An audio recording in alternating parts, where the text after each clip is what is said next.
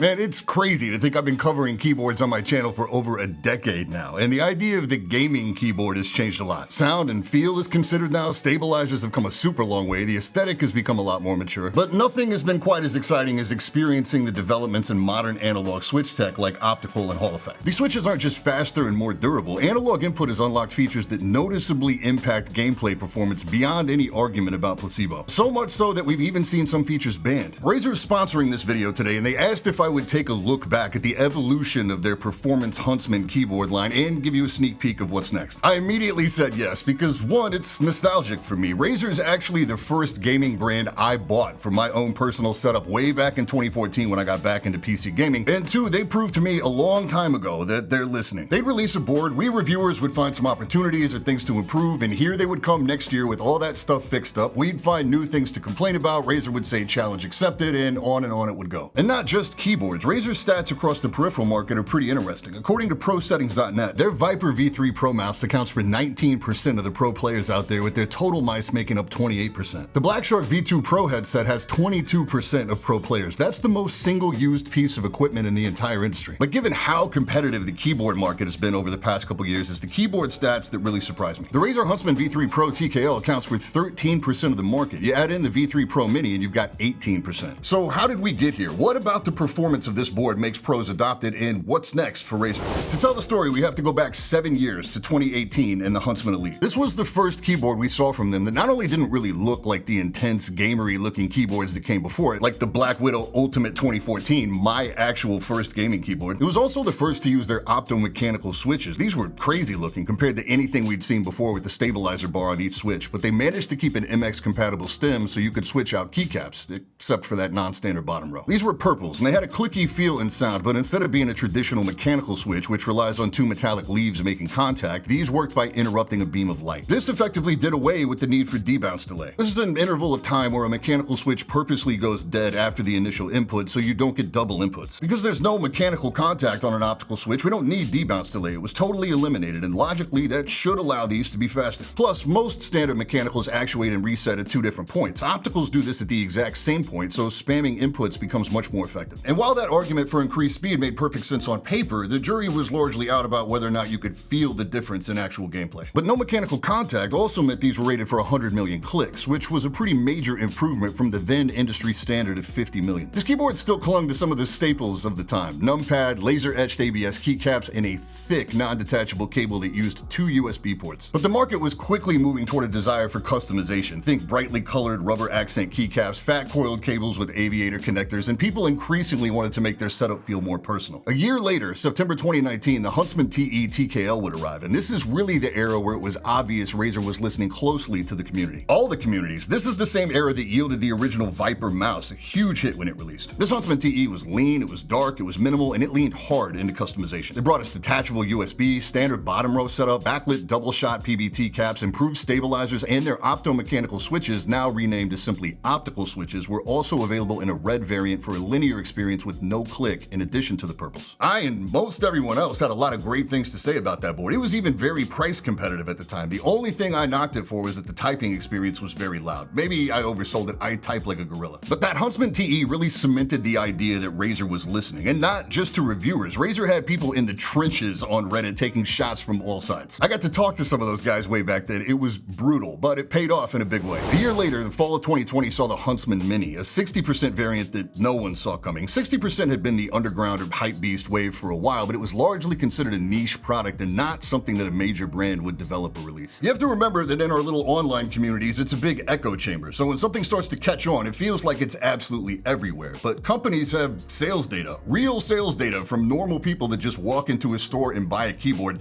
not somebody who consults YouTube before their next keyboard purchase. And 60% wasn't exactly pushing mainstream numbers, so this came as a big surprise. This was a product that felt like it was aimed right at the enthusiast community. They iterated the switch a little further here by adding silicone dampeners to each one. This greatly reduced the overall noise of the board, but now it highlighted the sound that the stabilizer wires made. The following year, we saw the Huntsman V2, and in a great bit of back and forth, it brought dampening foam that helped alleviate that wire noise. This was also their first board with 8K polling. That was a little controversial at the time, and according to Razer, that combined with the switches created the fastest keyboard on the market from point of actuation to PC output. It was scanning the PCB at the same 8K rate it was talking to your machine. The sound dampening really helped out. They they added a wrist rest, a full-size version was available, and the price was still pretty competitive at the time. But again, people were on the fence about whether that 8K pulling really made a noticeable difference in game. This same year, Razer introduced their first analog optical switches in the Tartarus Pro and the Huntsman V2 analog. This was Razer's first entry that allowed for the keyboard to emulate the input feel of an analog joystick versus the usual on-off input you get with a key switch. Emulating controller input worked as advertised, but it felt like a cool party trick that few people had a real use for. These also offered adjustable actuation, but at the time, we hadn't fully grasped what that was about to unlock for us. And along the way, the concept of the optical switch wasn't infallible. There were reports of dust settling just right in the center of the light beam that would cause issues. Even the sun hitting the board at a certain angle, like at a certain time of day, could cause light to get inside the key switch and bounce around.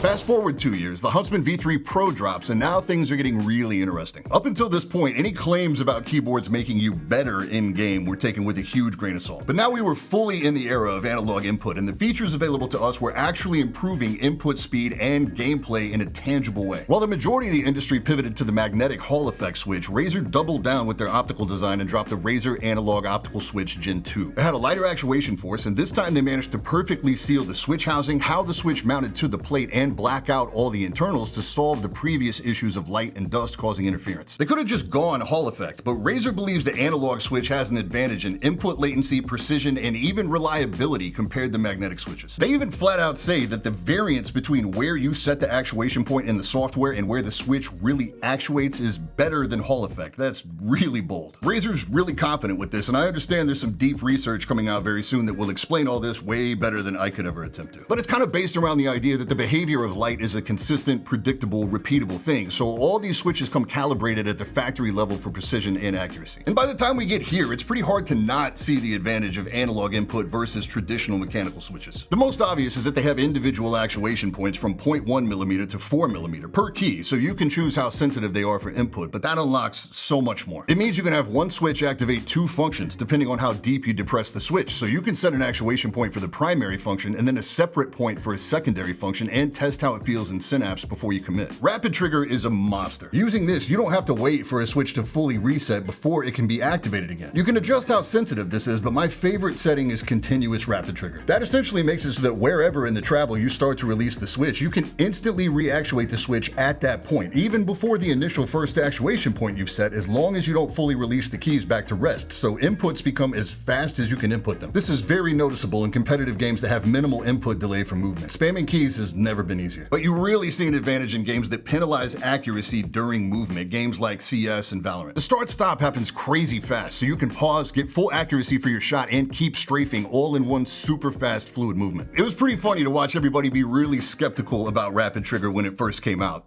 until they tried it. A year later, Razer added Snap Tap to the mix. This prioritizes the latest input between two selected keys. So if you're pressing two opposing directional keys, the last input interrupts the first. If you're trying to counter strafe, you don't have the issue where your movement stops when you have both A and D depressed simultaneously. They just keep on interrupting each other, keeping you in motion. This working with Rapid Trigger is nuts. Until this point, the concept of Snap Tap or SOCD was available only in custom scripts. Razer was the first to add it into a keyboard at a firmware level. This was another undeniable feature. It worked so well that a lot of coverage at the time called it cheating, and Valve famously banned its use from competitive CSGO and Counter-Strike 2. And you still also have a full suite of analog controller emulation functionality here too, so inputs aren't just on and off, they feel more like input from an analog joystick. This is great for games that have a walk-run mechanic built in, driving games, Rocket League for sure. And while the TKL versions of the Huntsman boards had traditionally been a minimal stripped-back design, the V3 Pro TKL brought media controls and indicators. The majority of the adjustments are available right on the board itself without needing to use Synapse 4. You can if you need more graphical input as you're laying things out, and you can save up to 6 different profiles on the board so they travel with you without the need for software. You can instantly swap between standard input, your analog controller emulation, and your Rapid Trigger FPS profile. Razer now offers this board in either a mini 60%, TKL, their most popular form factor, or full size, so if you're put off by some of the more obscure or creative layouts, there's something here that should feel familiar. This is a flagship level of performance that comes in at a pretty flagship price. The only knock this board ever gets is that the sound and feel of the typing experience for day-to-day use just doesn't measure up to the performance it offers or some of its competitors.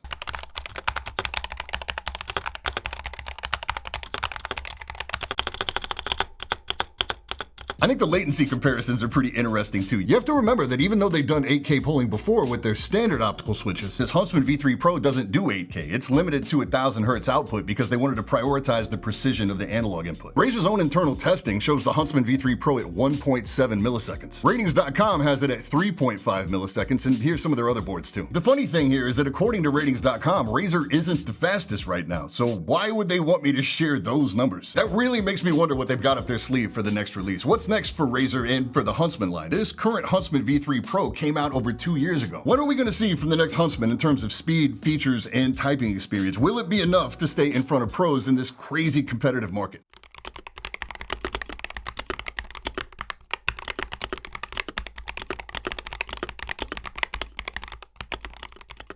I guess we're going to find out soon enough. That's it for today. Thank you so much for watching. Thanks to Razer for sponsoring, and I will catch you all in the next one. Stay up.